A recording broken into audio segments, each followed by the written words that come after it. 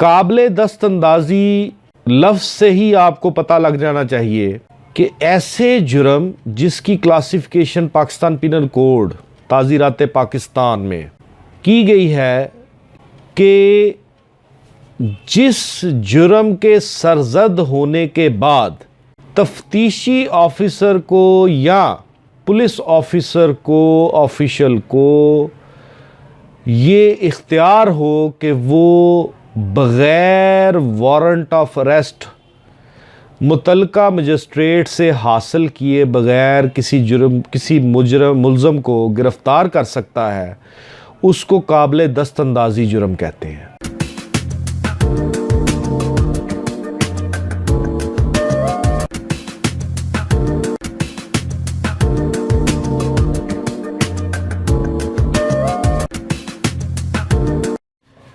बिस्मिल्लाहिर्रहमानिर्रहीम, अस्सलाम वालेकुम। 154 के तहत मुकदमा दर्ज रजिस्टर होता है कॉग्निजेबल ऑफेंस का। अब कॉग्निजेबल ऑफेंस या काबिले दस्तंदाजी जराइम क्या है और नॉन कॉग्निजेबल ऑफेंस या नाकाबिले दस्तंदाजी जराइम क्या है। काबिले दस्तंदाजी लफ्ज़ से ही आपको पता लग जाना चाहिए कि ऐसे जुर्म जिसकी क्लासिफिकेशन पाकिस्तान पिनल कोड ताज़ीरात पाकिस्तान में की गई है कि जिस जुर्म के सरजद होने के बाद तफ्तीशी ऑफिसर को या पुलिस ऑफिसर को ऑफिशियल को ये इख्तियार हो कि वो बग़ैर वारंट ऑफ अरेस्ट मुतलका मजिस्ट्रेट से हासिल किए बग़ैर किसी मुल्ज़म को गिरफ़्तार कर सकता है, उसको काबिले दस्तंदाजी जुर्म कहते हैं। अब काबिले दस्तंदाजी जुर्म की रिपोर्ट 154 ज़ाब्ता फ़ौजदारी के तहत पुलिस दर्ज रजिस्टर करेगी। अब यहाँ पे सवाल आता है कि काबिले दस्तंदाजी का तो आ गया, अब नाकाबिले दस्तंदाजी जुर्म जो है उसकी रिपोर्ट, उसका मुकदमा किस दफ़ा के तहत और कैसे दर्ज रजिस्टर होगा।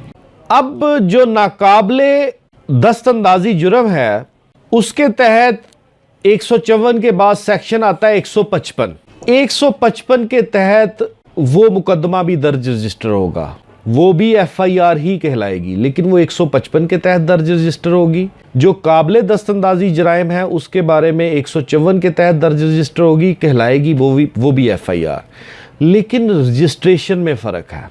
जब कभी कोई पुलिस ऑफिसर एक ऐसे जुर्म के सरजद होने की इतला पाता है जो कि नाकाबिले दस्तंदाजी जुर्म है, तो वो उस रिपोर्ट को, उस इतला को एक रजिस्टर में लिखेगा जो स्पेसिफिक बना होता है इस काम के लिए। जैसे 154 का रजिस्टर होता है वैसे एक अलहदा रजिस्टर बना होता है, उसमें वो सारी इतला जो है वो उसमें लिखेगा और उस इतला नामे की इतला, उस जुर्म नाकाबिले दस्तंदाजी जुर्म की इतला जो है वो मजिस्ट्रेट साहब को देगा। अब उसकी तफ्तीश के दौरान वो किसी मुल्ज़म को गिरफ्तार नहीं कर सकता, नॉन कॉग्निजेबल की बात कर रहा हूं, जब तक कि वो तहरीरी गिरफ्तारी नामा warrant of arrest of that specific accused, nominated accused, वो एरिया मजिस्ट्रेट से नहीं लेगा, इलाका जुडिशल मजिस्ट्रेट से नहीं लेगा, वो वारंट ऑफ अरेस्ट जारी नहीं करवाएगा, वो उसको गिरफ्तार नहीं कर सकता। अब ये दोनों फॉर्मेशन आपको समझ लग गई कि कॉग्निजेबल ऑफेंस में 154 के तहत, नॉन कॉग्निजेबल ऑफेंस के में 155 के तहत ये मामलात होंगे। अब आ गया आगे तफ्तीश का मरहला। अब जो कॉग्निजेबल केस है, काबिले दस्तंदाजी जुर्म का जो मुकदमा है, उसकी तफ्तीश 156 के तहत होगी। उसमें पुलिस को गिरफ्तार करने का भी पूरा इख्तियार हासिल है बग़ैर किसी वारंट के। उसमें फ़िज़िकल रिमांड भी वो लेगा, उसमें मुकम्मल तफ्तीश करेगा, मुकम्मल तफ्तीश करने के बाद अपनी फाइंडिंग देगा गुनाहगारी की या बेगुनाही की।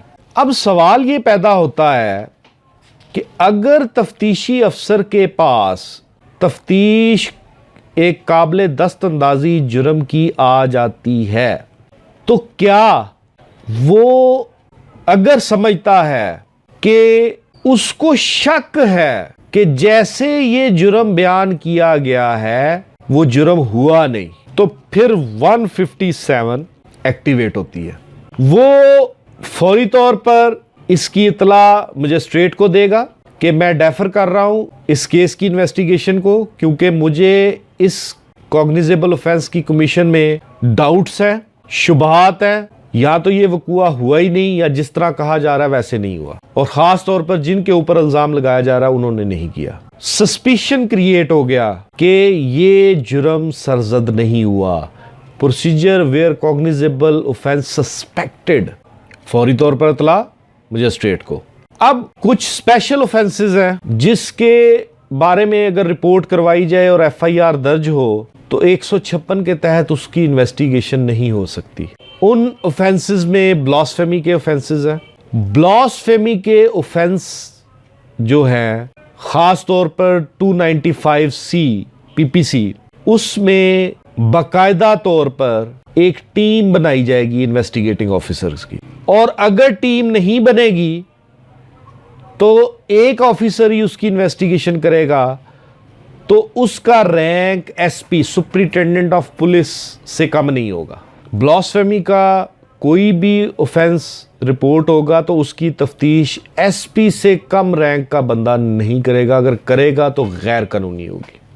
फिर एक ऑफेंस है कि अगर एक जना के जुर्म का इल्ज़ाम किसी औरत पे है कि एक औरत ने जना कमिट किया है हदूद ऑर्डिनेंस के तहत, तो भी एसपी से कम रैंक का बंदा उसकी इन्वेस्टिगेशन नहीं कर सकता। हदूद ऑर्डिनेंस वैसे रिपील हो चुके हैं।